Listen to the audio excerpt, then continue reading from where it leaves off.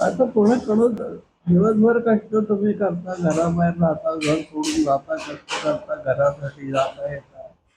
पुण्याचे लोक तरी सकाळी जातात, संध्याकाळी. मुंबईचे लोक भल्या पहाटे जातात, रात्री घरी येतात ना. पण आल्यानंतर डोक्यात जर हे साठवलेलं असेल तर कधी काय शांतता मिळणार माणसाला?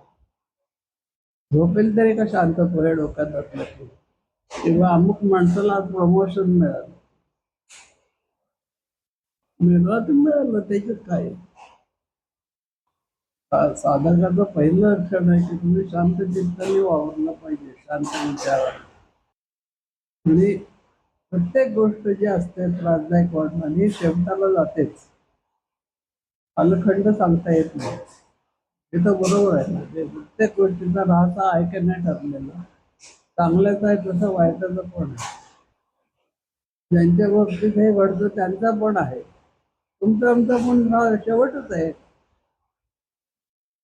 चांगलं असणं तर वाईट असं. आपल्याला जर आता काही वाईट असेल जाणीव, त्याचं नष्ट होतील.